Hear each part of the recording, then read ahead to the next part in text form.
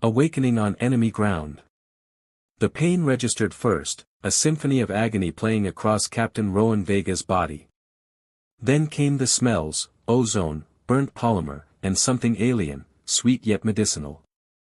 Only then did he risk opening his eyes. A translucent blue figure hovered above him, six-fingered hands working methodically across his torso. Those hands belonged to the enemy. A Veshtai healer. Rowan's military training kicked in. He assessed, multiple injuries, combat suit compromised, sidearm missing. The alien hadn't noticed he was conscious. One chance. He lunged upward, ignoring the tearing sensation across his abdomen, and seized the Veshtai by what approximated a throat. The alien's skin felt like cool silk beneath his fingers, vibrating slightly with what might have been a pulse. "Move, and I'll finish what your weapon started," Rowan growled, his voice hoarse from smoke inhalation. The Veshtai remained perfectly still. When it spoke, the translator implanted behind Rowan's ear converted the harmonic tones into English, though it couldn't quite remove the musical quality. "If that was my intention, human, you would not have awakened." The alien's eyes, 3 of them, arranged in a triangular pattern, blinked in unison. Each iris shimmered with bioluminescent patterns that shifted like data streams. "Why am I alive?" Rowan demanded, not loosening his grip. "Because I chose to heal you." The Veshtai's inner membranes flickered, their equivalent of a shrug. "Your cruiser was destroyed. Your squadron eliminated. You fell through the atmosphere trailing fire. By all logic, you should be atoms scattered across 3 kilometers of terrain." Memories flashed through Rowan's mind, the ambush at Proxima Station, his fighter spinning out of control, emergency protocols failing, the burning entry into atmosphere. "And yet," the alien continued, "here you are, strangling the one who extracted shrapnel from your organs for the past 27 hours. Rowan released his grip but maintained combat distance, noting they were in some kind of cave structure with equipment he didn't recognize. "You're Veshtai military," he said, eyeing the insignia etched into the being's exoskeleton. "I am Nixera, medical officer of the 7th Resonance." The alien retrieved a device that pulsed with soft light. "And you are Captain Rowan Vega, 103rd Terran Fleet. Your biological data is fascinating. How do you know my name? Your combat suit still had partial functionality. Also, you talk in your unconscious state." Nixera made a sound that might have been amusement. "Quite extensively." Rowan tried to stand and immediately regretted it. His legs buckled, and only Nixera's quick reflexes prevented him from collapsing. "The neural pathways are still reconnecting," Nixera explained. "Your human physiology responds differently to our medical protocols. You should not attempt mobility for another 6 hours." "Why help me?" Rowan asked, the question that had been burning since he awoke. "We're at war." Nixera's middle eye narrowed while the outer ones widened, an expression Rowan couldn't interpret. "Not all Veshtai believe this conflict is necessary. Some of us recognize the pattern from our history. Wars based on misunderstanding inevitably lead to mutual destruction. You're a dissenter," Rowan realized. "A traitor to your people. I prefer rationalist. And you're my evidence." "Evidence of what?" "That humans can be reasoned with. That coexistence is possible." A distant rumble interrupted them. Nixera moved to a crystalline panel embedded in the cave wall, touching sequences that made it glow in response. "Patrol drones," Nixera said. "Searching for survivors. They'll detect your biological signature if we remain." "So you saved me just to get us both killed," Rowan said bitterly. "On the contrary." Nixera returned to Rowan's side, administering another injection that immediately dulled his pain. "I saved you because you're the first human to survive direct exposure to the resonance field. Your existence challenges everything my superiors have told us about human biology." Before Rowan could question further, Nixera was gathering equipment and sealing it in containers that shrank to portable size. "We have 19 minutes before the patrol completes its sweep pattern. Can you move with assistance? Rowan tested his limbs. The pain was manageable now. I think so. Good. There are tunnels beneath this region, remnants of a civilization that predates both of our species. We can use them to reach my contact. Your contact? The resistance isn't just me, Nixera said, helping Rowan to his feet. There are others who believe this war was engineered by factions who profit from conflict. As they made their way deeper into the cave system, Rowan's tactical mind couldn't help assessing Nixera. The Veshtai moved with precise economy, every gesture calibrated. Despite the alien physiology, he recognized a fellow soldier. You're not just a medic, he said as they navigated a narrow passage. Very observant, Captain. Before specializing in xenobiology, I served in special operations. So you've killed humans before? Nixera paused. Yes. And you've killed Veshtai. Both of us following orders based on information we now question. They emerged into a larger chamber where the walls were covered in intricate patterns that seemed to shift when viewed directly. At the center stood a column of dark material unlike anything Rowan had seen, not quite solid, not quite liquid. What is this place? He asked. The ancients called it a nexus point. One of many scattered across this sector. Nixera approached the column cautiously. They built a network that spans dozens of star systems, abandoned millennia before our civilizations achieved spaceflight. And you just happen to know about it? My resistance cell has been studying these ruins for years. We believe they hold the key to ending the conflict. Nixera placed a six-fingered hand against the column. Nothing happened. It usually responds to Veshtai biology, Nixera said, sounding puzzled. Maybe it doesn't like traitors, Rowan suggested dryly. Perhaps it requires. Nixera extended a hand toward Rowan. Both of us. Rowan hesitated. Every instinct warned against trusting this alien. Yet something, perhaps the absurdity of his situation or mere curiosity, made him step forward. If this kills me, I'm going to be very annoyed, he muttered, placing his hand next to Nixera's on the column. The effect was immediate. The column flared with brilliant energy, bathing the chamber in pulsating light. The patterns on the walls stopped shifting and locked into place, forming what Rowan recognized as star maps, ancient configurations of familiar constellations. Extraordinary, whispered Nixera. It's responding to our combined presence. A spherical hologram materialized above them, displaying two DNA-like helices rotating in parallel, one clearly human, the other with the complex branching patterns characteristic of Veshtai genetics. As they watched, certain segments of each helix illuminated, showing startling similarities. What does it mean? Rowan asked. It means, came a new voice from the chamber entrance, that you've activated something that should have remained dormant. They turned to see three Veshtai warriors, their combat exoskeletons bristling with weapons all aimed at Rowan and Nixera. Commander Telix, Nixera said, posture stiffening. This isn't what it appears. It appears to be treason, Telix replied. Consorting with the enemy, accessing forbidden sites, and, the commander's gaze fixed on the hologram, exposing our most classified research. Research? Rowan looked between them. What research? The Genetic Compatibility Project, Nixera said slowly. The real reason for the war. Silence. Telix barked. The human dies now. You face tribunal. The warriors advanced, weapons powering up with an ominous hum. Nixera moved with blinding speed, throwing a device that exploded in a flash of disruptive energy. The warriors' exoskeletons locked momentarily, just enough time for Nixera to grab Rowan and pull him toward a previously hidden passage that had opened in the chamber floor. Down, she commanded, practically throwing him into the opening. Rowan slid down a smooth tunnel, Nixera close behind. Weapon fire impacted where they had stood seconds before. They landed in a lower chamber illuminated by the same shifting patterns. What did you mean about genetic compatibility?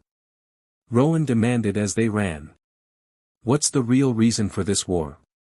Nyxera's voice was grim. The reason neither of our governments wants known.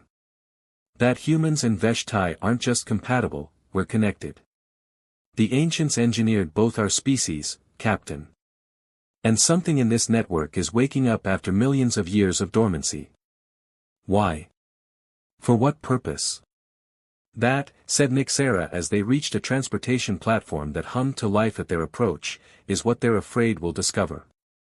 The platform began to move, carrying them deeper into the ancient complex, away from their pursuers but toward greater mysteries, and dangers, that would challenge everything both species believed about their place in the galaxy. Above them, the hologram continued to rotate, unobserved, two genetic patterns slowly merging into one unified design. The revelation. The ancient transport platform glided silently through a network of crystalline tunnels, carrying Rowan and Nyxera deeper into the complex. Bioluminescent patterns pulsed along the walls, responding to their presence like a living entity recognizing old friends. How much farther? Rowan asked, checking over his shoulder. The sounds of pursuit had faded, but experience told him that wouldn't last. The central nexus should be ahead, Nyxera replied, monitoring a device embedded in her forearm. My resistance contact, if he survived, will meet us there. Rowan studied his unlikely ally. The Veshtai's translucent skin revealed complex circulatory patterns beneath, pulsing with each heartbeat. Despite her alien appearance, he recognized the tension in her posture, the universal body language of a soldier expecting ambush. You said humans and Veshtai are connected, he said. Engineered by these ancients. That's what your government is hiding. Nyxera's three eyes blinked in sequence, a gesture Rowan was beginning to recognize as contemplation. For generations, we were taught that humans were an evolutionary aberration, a species that achieved spaceflight before developing the wisdom to use it properly. Our leaders claimed your expansion threatened cosmic harmony. While your people told us the Veshtai were bent on galactic domination, Rowan said bitterly. 3 years of war based on lies. Not entirely lies. More like, carefully curated truths. Nyxera's fingers danced across her device. 5 stellar cycles ago, a Veshtai research vessel discovered this network of ruins. Initial findings suggested our species shared certain genetic markers impossible through convergent evolution. So we're related? Not exactly. More like, parallel creations. The evidence suggests we were designed to be complementary. Different strengths, compatible systems. The platform slowed as they entered a vast spherical chamber. Unlike the rough-hewn tunnels, this space was perfectly geometric, every surface covered in intricate circuitry that glowed with internal light. At the center floated a massive crystalline structure, a dodecahedron of impossible complexity that rotated slowly, each face displaying different star systems. The concordance, Nyxera whispered reverently. It's real. What is this place? Rowan asked, his voice hushed despite himself. A library. A map. Perhaps a control center. My people have legends about a cosmic confluence where all knowledge converges. She approached the floating structure cautiously. The resistance has only found fragments of records referring to it. A subtle movement in the shadows caught Rowan's attention. He tensed, reaching instinctively for a weapon he didn't have. Your reflexes are impressive for someone who was clinically dead yesterday, came a voice from the darkness. A figure emerged, another Veshtai, but unlike Nyxera, this one's exoskeleton bore extensive modifications. Where Nyxera's movements were fluid, this being moved with mechanical precision. Ekron, Nyxera greeted him. You survived. Barely. Command deployed the silence against our outpost. I was the only one to reach the tunnels in time. Ekron's gaze shifted to Rowan. So this is your human evidence. Captain Rowan Vega, Rowan introduced himself, oddly feeling like he should extend a hand before remembering the gesture wouldn't translate. He activated the nexus point, Nyxera explained. Together, we saw the genetic comparison. It confirmed everything. Ekron circled Rowan, studying him with unnerving intensity. And Commander Telek saw this too. The high resonance will accelerate their timeline now. Timeline for what? Rowan demanded. Instead of answering, Ekron approached the floating dodecahedron. The concordance will tell us. It's said to contain the complete archives of the architects, their history, their purpose, their extinction. Ekron extended a hand toward the structure. Nothing happened. It worked before when both of us made contact, Nixera said, looking at Rowan. Understanding, Rowan stepped forward. The three of them formed a triangle around the crystal, each reaching toward it simultaneously. The moment contact was made, the chamber transformed. The walls disappeared, replaced by a panoramic view of space, not as it existed now, but billions of years in the past. They watched as a highly advanced civilization constructed vast megastructures around stars, engineered planetary systems, and eventually began experimenting with creating life. The images shifted, showing the architects, beings of pure energy contained in crystalline vessels, as they seeded dozens of worlds with evolutionary templates. The history unfolded at dizzying speed, centuries compressed into moments, civilizations rising and falling as the architects guided their development from afar. Then came catastrophe, a dark energy wave sweeping through the galaxy, destroying the architects' network. In their final act, they accelerated their most promising creations, humans and Veshtai, encoding within them complementary abilities that, when combined, could reactivate the dormant network.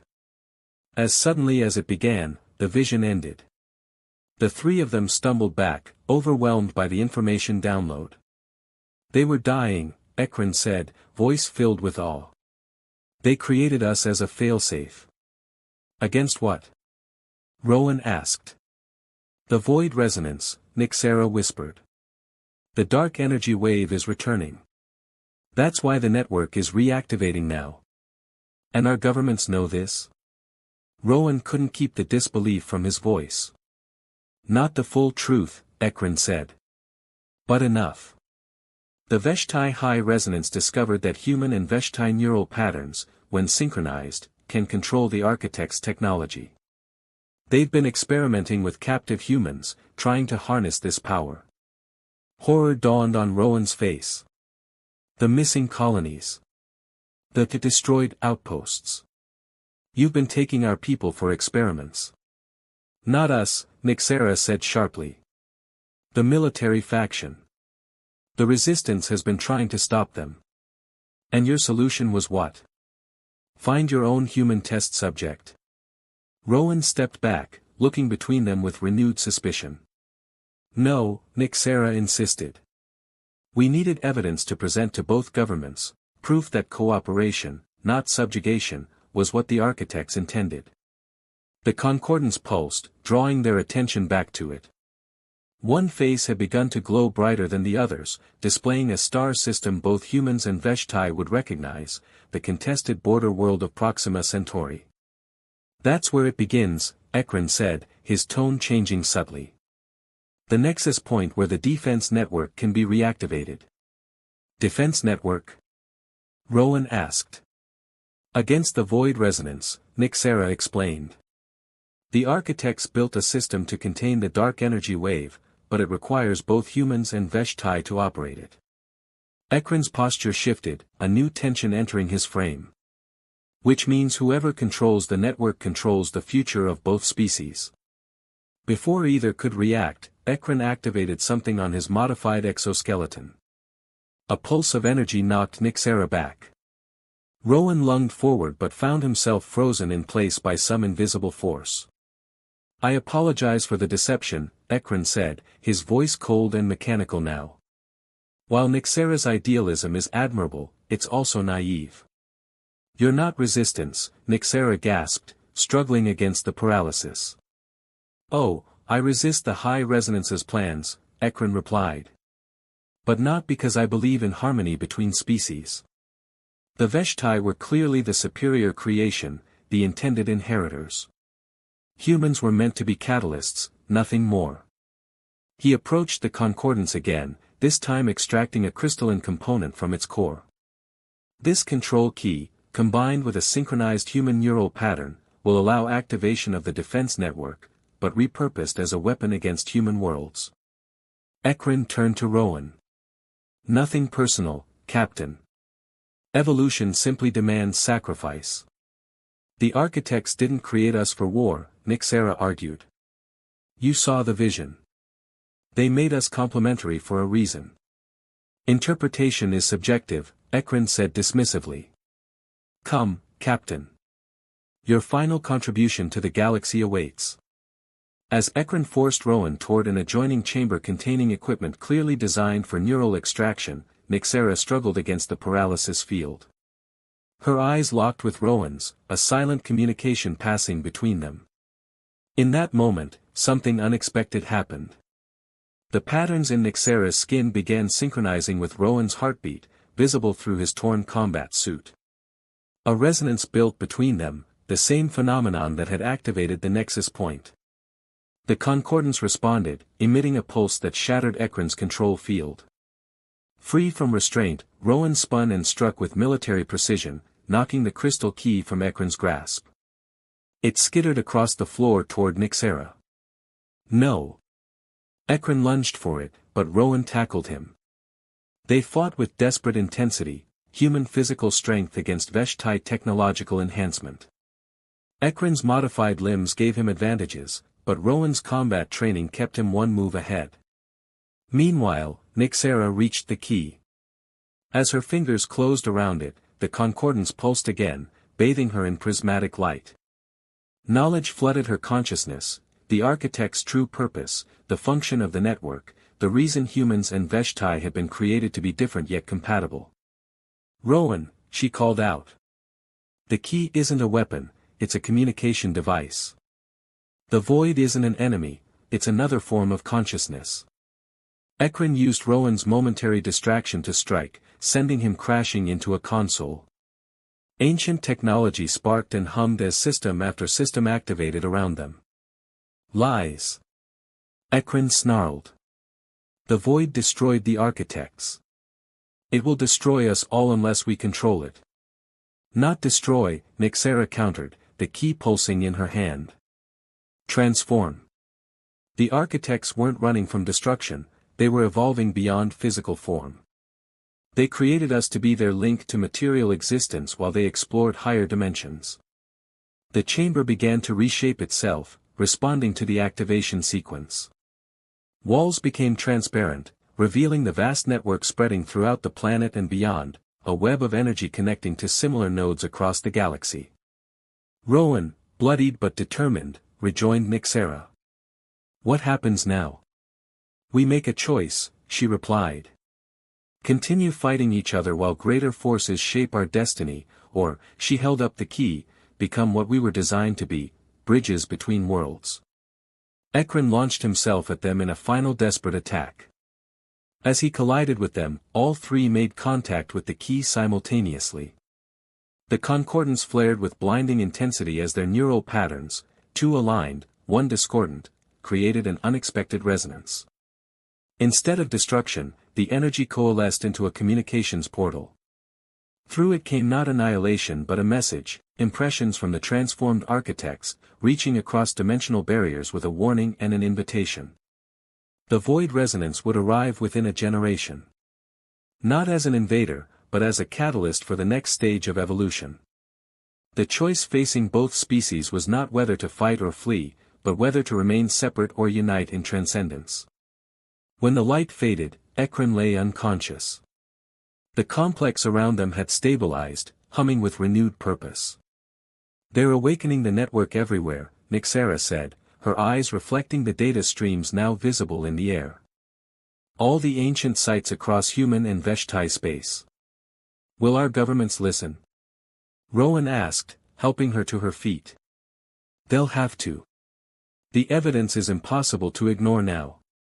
As if responding to her words, the concordance projected a new hologram, communication channels opening between human and Veshtai command centers, the truth of their shared origin and purpose broadcasting simultaneously to both species. What happens to us? Rowan asked, suddenly aware of how far they'd come from enemy combatants to, whatever they were now. Nyxera's hand found his, the resonance between them humming at a frequency both could feel. "We become the proof," she said.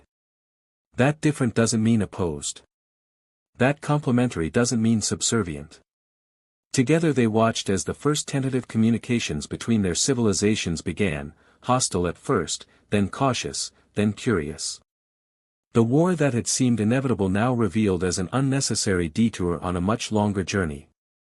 "So," Rowan said with the hint of a smile, "still think humans are an evolutionary aberration?" "Perhaps," Nyxera replied, her skin patterns shifting in what Rowan now recognized as amusement. "But a necessary one. As are we all."